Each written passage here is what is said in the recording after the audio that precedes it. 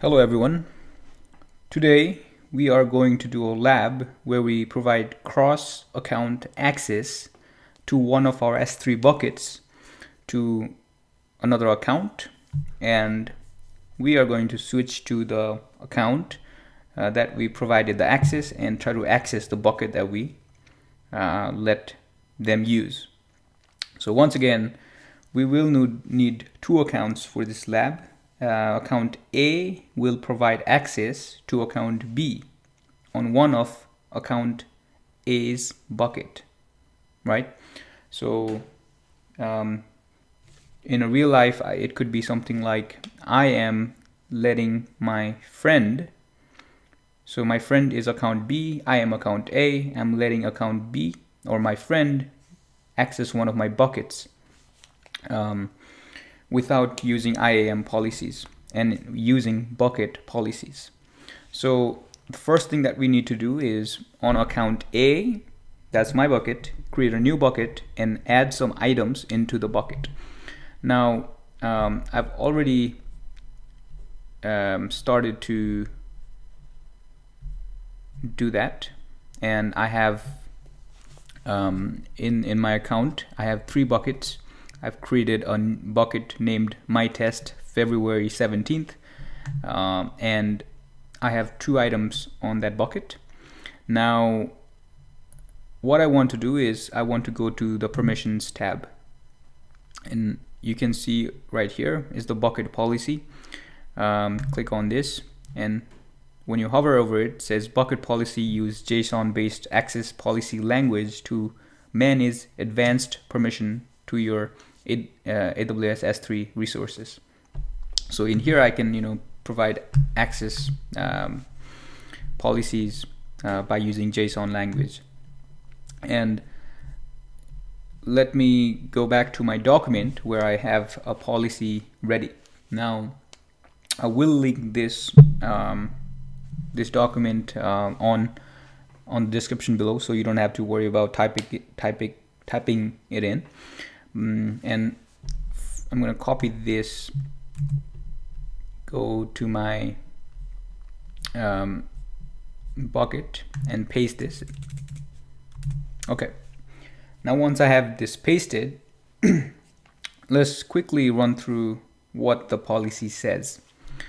Now, the first line is the version of this policy, something that's required because it's just saying that I'm using this version of this templating language. So I know in CloudFormation this is optional, but I think you should include this in a bucket policy, or an IAM policy. So something to include always.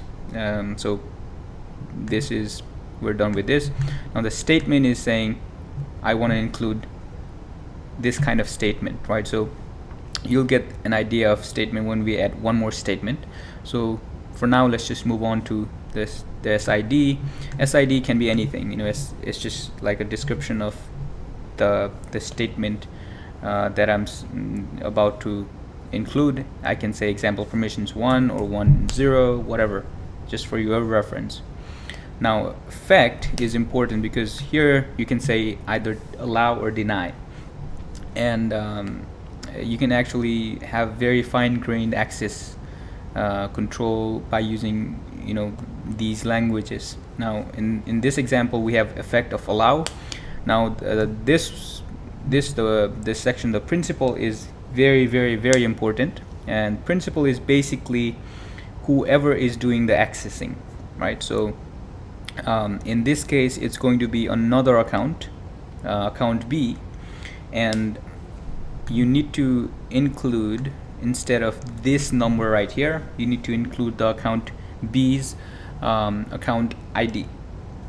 And you can find the account ID by going into IAM section of your account, and on the sign in link right here, if you haven't created an alias yet, this number 378 all the way to here is the account ID. Now there's more ways to find your account ID. I'm not gonna do this here because my information will be out, but if you go to support and click on Support Center. Right on the top you should see your account ID. Also, if you click on My Account, you should see your account ID somewhere right on the top. So 3 ways that I've told you to find your account ID. One other way to find your account ID is to click on Users, and if you click on the user ARN, you should see your account ID. Okay, so going back to the console, I'm gonna paste this. I think I already did. Right, so never mind. So this is the principal.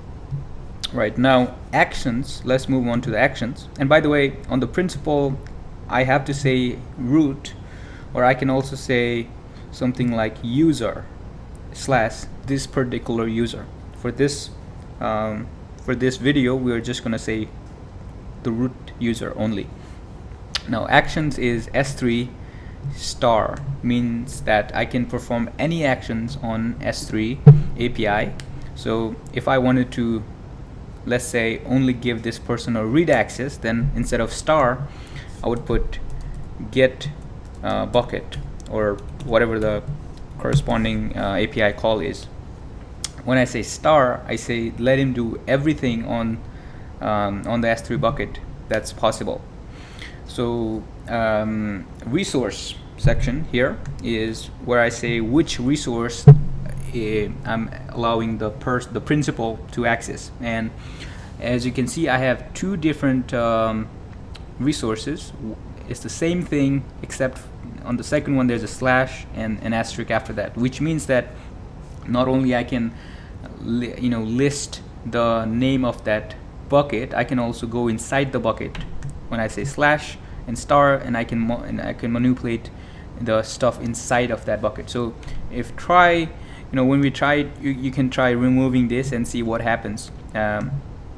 So for now, we should be good with all that, and I hope you understood basically what the policy does. Now what I want to do is, and you should do this too, make sure that you replace the name of the bucket right here with your bucket, and make sure you replace the this number with the account B number in your case. So not the number of this account, but the number of another account, right? Because we want another account to access our bucket. So I'm going to click on save. So once again, this number should not be from this current account, right? This number should be from another account. Okay, now what I want to do is, first of all, I want to show you the buckets that I have in my other account. A lot of buckets, right? And what I've done is I've set up my command line interface with the account with a lot of buckets, and in this case that's account B for us. So when I say stuff like AWS S3 LS, I can see a list of all my buckets. Right now, since I gave the policy bucket policy on to I let this account to access my bucket, what if I try to access this bucket from my command line interface? So what I'm going to do is I'm going to try it. AWS S3 list, right? The contents of this bucket, and I am able to list them, right? Not only list them, I'll try to S3 copy. CP means copy, and once again I'm gonna copy. I'm gonna go inside the bucket / and universe.jpg, as you can see right here. I'm gonna try to copy this into my current directory by saying dot, enter, and I was able to download And by the way, this is my Mac machine, and this will also be the commands will be same for Linux as well. In Windows, you might have to instead of giving a dot, you might have to give an absolute path or relative path to your folder. But basically, instead of the path, I could also say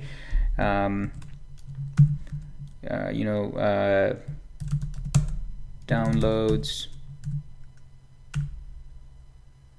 and download it to my downloads folder. So just so that I can prove it to you that this is because of the bucket policy and not just happening by itself, what I want to do is I want to copy this, right, and I'm going to delete it, right? So what happens when I delete the policy? I'm going to try AWS. Actually, let's go back and let's try to list the bucket that I listed earlier. Now I see an error occurred, access denied when calling the list objects operation, access denied. And this is because we don't have the policy now. When I add the policy one more time, right, when I call that again, I'm able to do it. Now, going back to the point when I said that you don't, what happens if you don't include this second line? So I'm going to cut that, make sure you remove the comma as well. And what happens when I just include this as a resource? I'm going to save, right? I'm going to come back to my command line interface, and I'm going to try to do that command one more time, listing the items in the bucket, right? Enter. I should be able to list the items in the bucket. Now, the difference is when I try to copy this file to my folder, when I try that, I say an error occurred because I don't have access to the stuff that is inside of this bucket. So what this /* does is that I can also go inside the items into that bucket and copy them, add stuff, that kind of stuff. So if I just include this, I can only list the bucket. So I hope that gives you a good idea on what's happening here. Now what we want to do now is to add one more statement and deny certain things, right? So far we only have allow. So for that, what I have is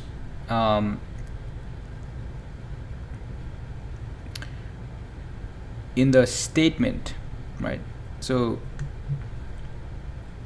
in the statement section, as we saw, we have one statement now. Now what I can do is say comma, and I can add another statement, right? And to do that, I have it set up over here. I just want to copy the second statement right here. Okay, now as you can see, the statement is a collection. When you see this bracket, it's a collection of different statements. So you can add more statements, but basically my second statement is deny permission. My first one was example permissions. The second one, I want to be more explicitly specific and say deny permission.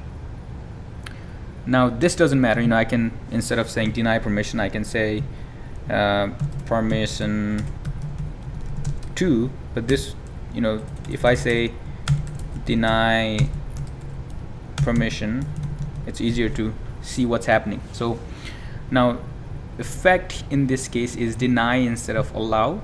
So before I was allowing stuff, now I'm denying stuff. And principle once again is the same account. Now in this case, what I'm doing is I'm saying don't allow to get object, which means that don't allow the person to download stuff, allow him to upload stuff, allow him to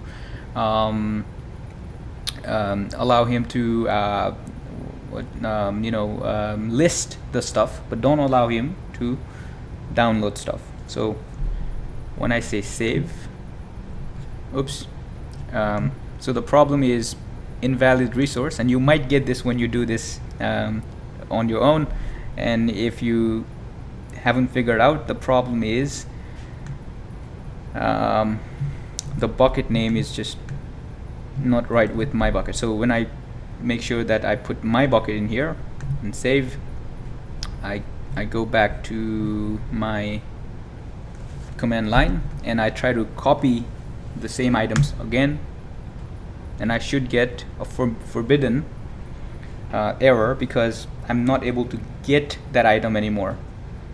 Now at the same time, since I know that I have a file named universe.jpg, what I can do is first of all, I'm going to rename that to, so I'm gonna, this is my local, this is the command for my local machine. So move means rename to new universe.jpg.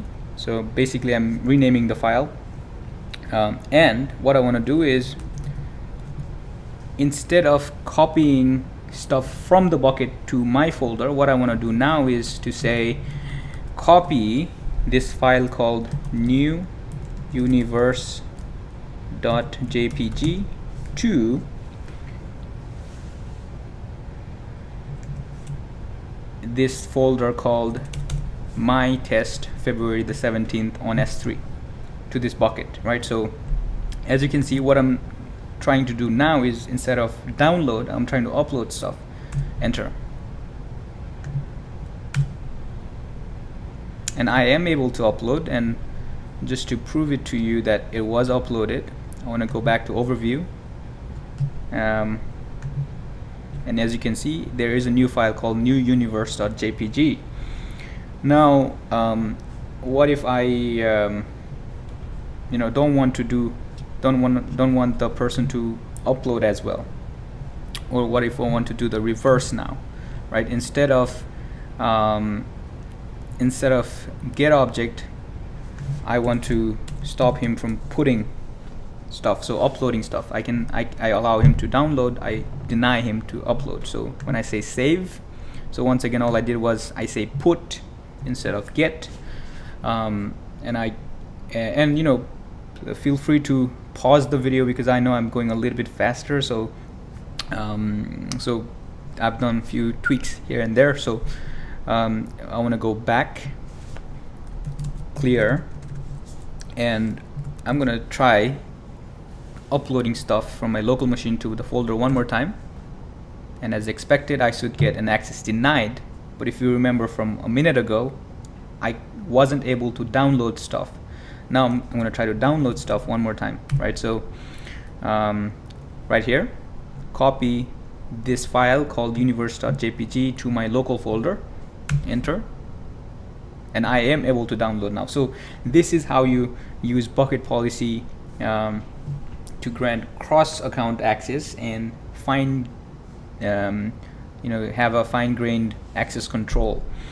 I hope you understood what we did, and I'm going to include this this document on the description below. I'm going to probably link this as a blog post, so please click on the link and get to this this file.